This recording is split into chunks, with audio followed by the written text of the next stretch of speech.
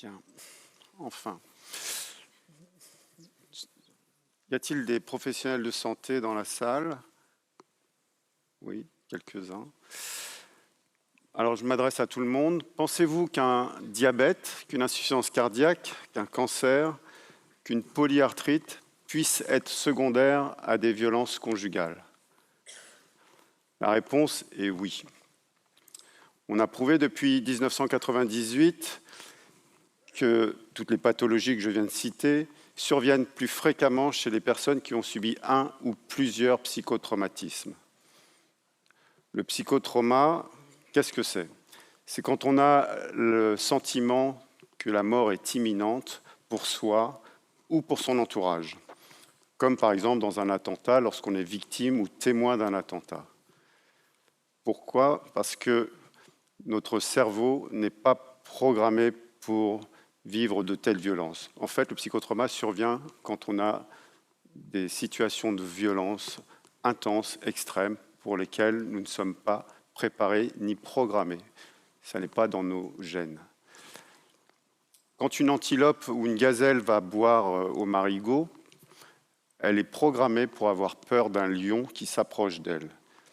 En revanche, quand un individu va à Reims prendre une coupe de champagne à la terrasse d'un café, il n'est pas programmé pour se faire poignarder par un autre humain. Notre cerveau ne connaît pas cela. Ça n'est pas dans son histoire, dans ses possibles. Alors, que se passe-t-il justement dans notre cerveau en cas d'attentat? Nous sommes le 13 novembre 2015, je me promène à Paris, passe devant le Bataclan au moment des attentats. Mon cerveau perçoit l'extrême danger et immédiatement, sans comprendre ce qu'il se passe, va m'inonder d'hormones de stress et d'adrénaline. Je vais stresser, je vais avoir le cœur qui palpite, je vais avoir extrêmement peur de mourir. Mon cerveau, qui ne comprend absolument pas la situation, ça n'est pas inscrit dans ses possibles. Quand je me promène dans Paris, je ne m'attends pas à avoir un attentat de temps en temps, continue à m'inonder d'hormones de stress à tel point que je vais finir par en mourir, par défaillance cardiaque ou par des nécroses du cerveau à cause de ces hormones.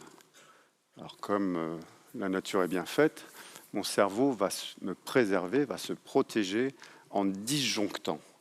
Il va couper le courant, il va stopper les flux d'hormones de manière à ce que tout à coup, je me sente zen, tranquille, détendu, je n'ai plus de douleur, je n'ai plus de peur, j'ai même l'impression de sortir de mon corps et de voir mon corps blessé sans aucune douleur. Je suis en anesthésie émotionnelle.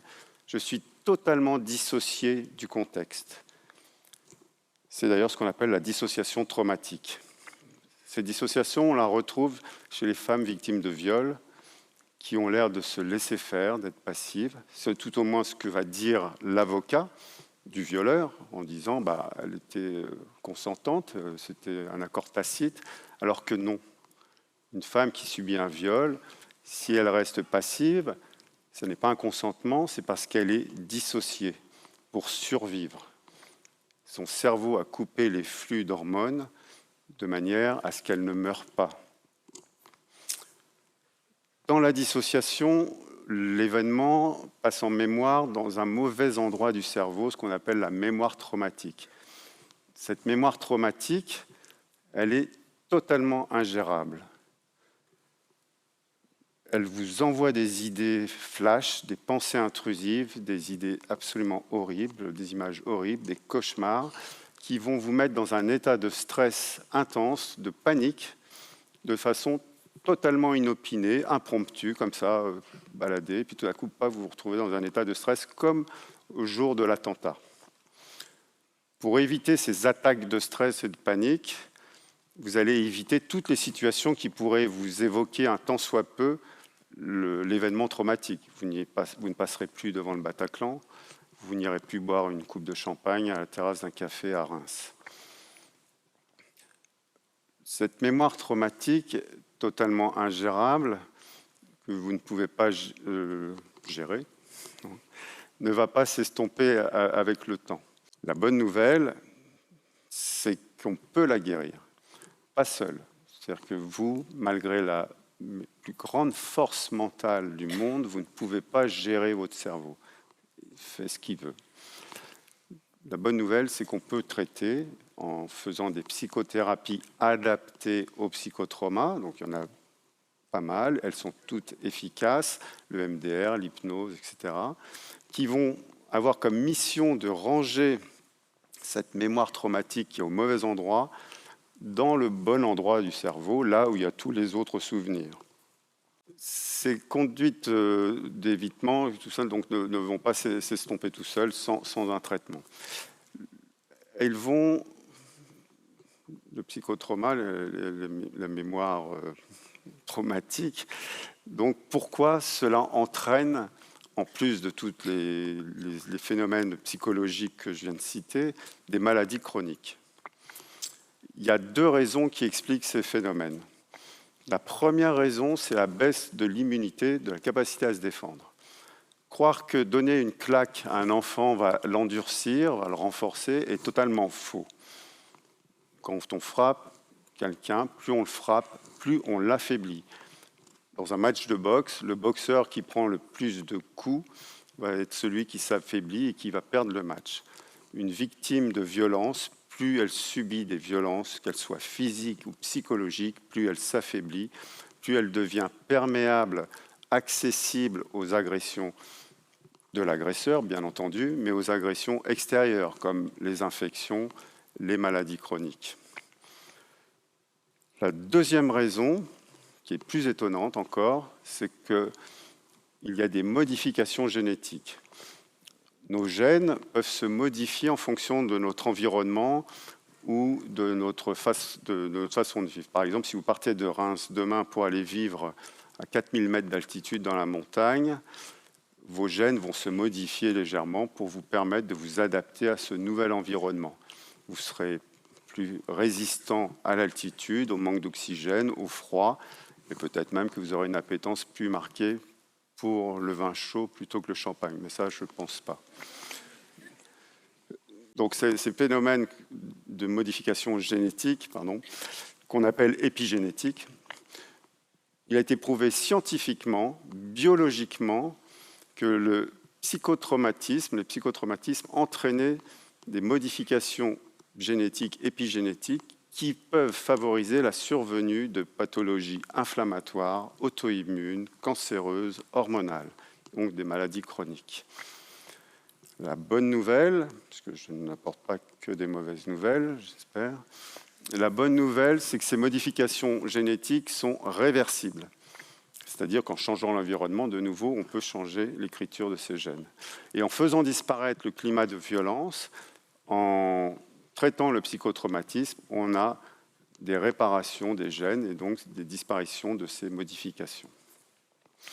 Donc, pour les professionnels de santé, mais en fait pour tout le monde, il faut poser la question des violences à des personnes qui souffrent de maladies chroniques. Parce que si ces personnes ont eu la chance, entre guillemets, j'entends, d'avoir vécu des violences qui peuvent être la cause de ces maladies, en traitant l'environnement violent, en traitant le psychotraumatisme, on va traiter et guérir ces maladies chroniques, que sont le diabète, le cancer, etc. C'est étonnant, mais c'est vrai. Je l'ai testé, ça marche, sans traitement. Donc, les traitements comme les antalgiques, les anti-inflammatoires, anxiolytiques, antidépresseurs sont des traitements symptomatiques qui vont traiter les symptômes, c'est très important, mais qui ne vont pas traiter et guérir la maladie puisqu'ils ne traitent pas la cause. Alors, poser la question, c'est bien, mais il faut aussi être en aptitude à recevoir la réponse et aussi à reconnaître que la victime est une victime. Et le reconnaître soi-même, mais aussi le faire reconnaître à la victime. Et pour cela, il faut avant tout changer son regard. Alors, sur votre gauche, vous avez des victimes de violences de guerre ou d'attentats. Sur votre droite, des victimes de violences conjugales. Il existe une seule différence entre ces deux victime. Notre regard qui nous dit que les victimes de gauche d'attentats de guerre sont totalement innocentes, alors que les victimes de violences conjugales sont peut-être un peu responsables de ce qui leur arrive, peut-être même un peu coupables. On a tous dit « oui, mais ». Oui, mais pourquoi ne s'en va-t-elle pas? Pourquoi reste-t-elle avec lui? Pourquoi était-elle dans cette situation, dans ce soir-là, etc. Pourquoi était-elle habillée comme ça? On a tous dit oui, mais comme si il fallait donner une justification au fait d'être victime. Les victimes de violences conjugales, les victimes de viol, les victimes de harcèlement, les victimes d'inceste sont toutes des victimes à part entière. Elles n'ont aucune responsabilité dans ce qui leur arrive. Elles sont simplement au mauvais endroit, au mauvais moment, comme les victimes d'attentats. Changer son regard, ça n'est pas si facile. Ce d'autant que les victimes de violences souvent se culpabilisent elles-mêmes d'être dans cette situation et souvent même minimisent les violences qu'elles subissent. Pourquoi? Parce qu'elles ont honte. Elles ont honte d'être victimes de violences, de viols, parce que c'est honteux. Et pourquoi? Parce qu'elles portent le même regard que le nôtre sur les victimes de violences faites aux femmes, ce regard culpabilisant. Donc il faut les aider à se reconnaître comme victimes, car c'est la première pierre de la reconstruction. Se reconnaître comme victime, c'est être reconnu par la société comme victime. Et donc il faut les aider avec empathie, bienveillance, à se reconnaître comme victime. Donc demain, vous toutes et tous, quelle que soit votre profession, même si ce n'est pas dans la santé, tout le monde, tout citoyen, vous avez le pouvoir, quelles que soient vos connaissances en psychotrauma, vous avez le pouvoir d'aider ces victimes, de les guérir, de participer à leur guérison en disant juste quelques phrases. Si vous n'avez qu'une à retenir, c'est « je te crois » ou « je vous crois ». Vous n'êtes pas là pour porter du jugement, vous croyez. Vous n'êtes pas responsable de ce qui vous arrive. Seul l'agresseur est responsable. Et les violences qu'il vous a fait subir sont punies par la loi, par la société. Ça n'est pas la vie normale, ces violences. Et oui, on peut s'en sortir. Ça n'est pas irrémédiable. Seul, c'est quasi impossible. Mais avec l'aide des associations, avec l'aide des psychothérapies adaptées au psychotrauma, oui, on peut s'en sortir. En conclusion, retenez tous, toutes et tous, que vous avez ce pouvoir en vous d'aider à la reconstruction, à la guérison, et par là même à guérir certaines maladies chroniques. Donc, pour leur bien, pour le vôtre aussi, faites-le, sauvez-les. Et enfin, puisqu'il me reste peut-être une minute, j'aimerais m'adresser à toutes les victimes qui sont dans cette salle, et il y en a 20% environ qui ont subi des violences graves. Ne croyez pas que le traumatisme va s'estomper avec le temps.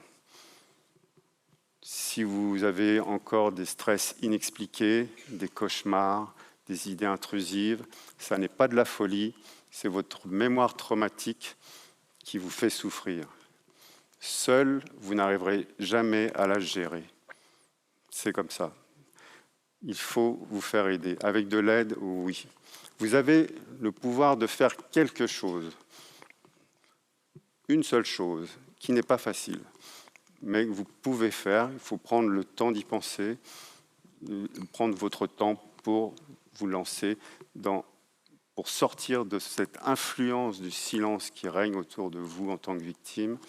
C'est de libérer votre parole. Même si le traumatisme est très ancien. Je vous ai dit que ça continue tout le temps. Même si ça ne vous paraît pas si grave que ça. En libérant votre parole, vous allez améliorer votre santé, probablement guérir certaines maladies chroniques. Donc, osez le faire, n'ayez pas peur de parler. Prenez le temps qu'il faut, mais libérez votre parole.